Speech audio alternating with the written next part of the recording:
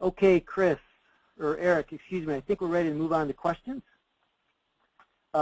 We provided you with my email address as well as Brad. I'm going to start through some of the questions that we had. There was a question about definition of smart grid.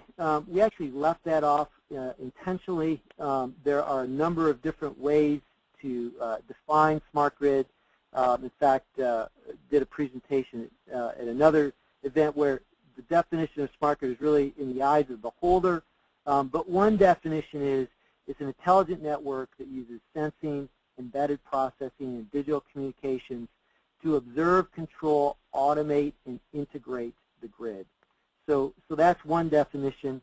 Chris or Brad, if you want to jump in, we can go there, but there's a lot of other questions as well.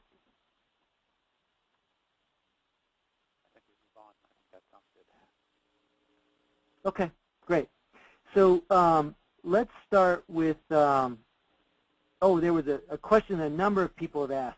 Will the presentation be available? The short answer is yes.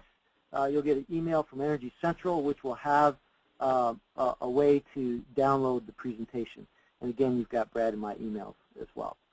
So this question is for both of you.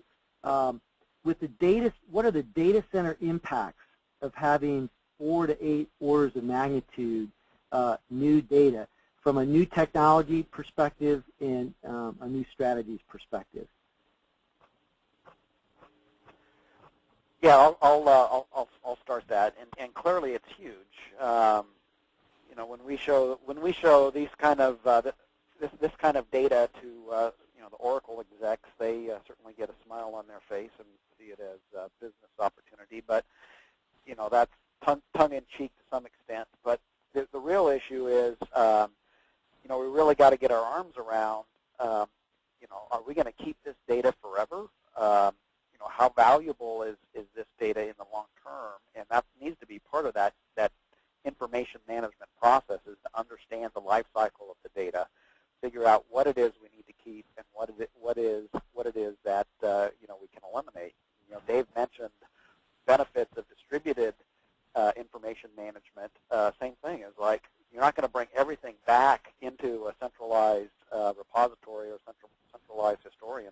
You need to sort out what it is you do need to bring back, and so you're not you know, wasting all that infrastructure on data that will never be used. Chris, have you guys looked at that yet? Yeah, Dave.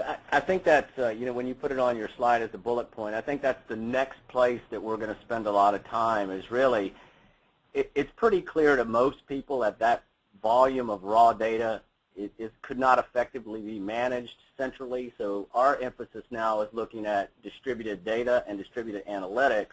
So all we're concentrated on at a centralized location is really distribution of information and really analytics on that. So you do some distributed data and analytics in the field, and you bring up summary information to make decisions on from a centralized location.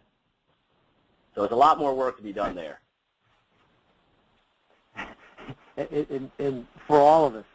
So Chris, this question is specifically for you, and it's a put you on the spot type question.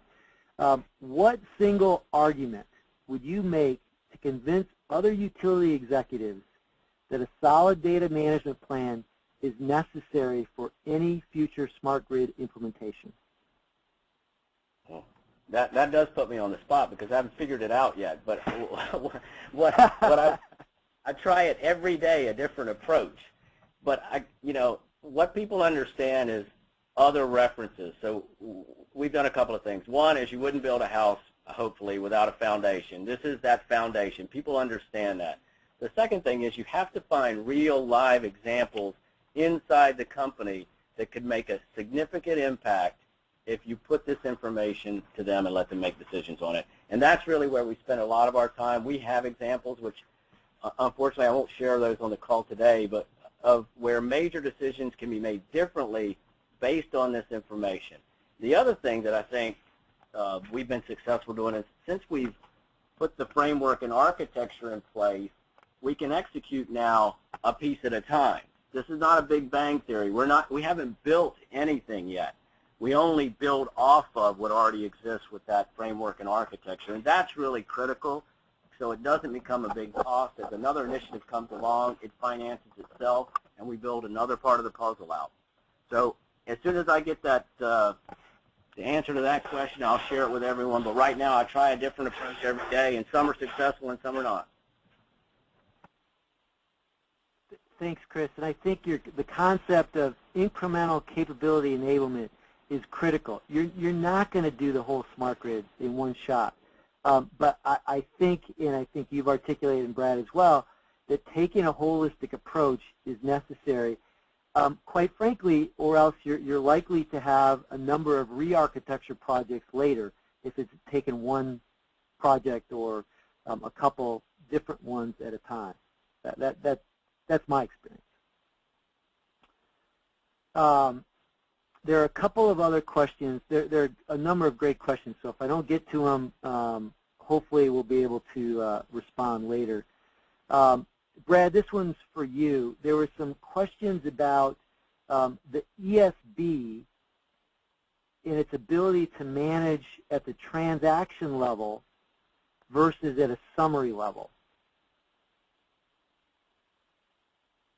And I think the question is about your example of being able to share source application data to a target system or multiple target systems. Do you really get to manage that at the transaction level? Yeah, so that gets into you know, some of the automated features are stuff you build in at the transaction level.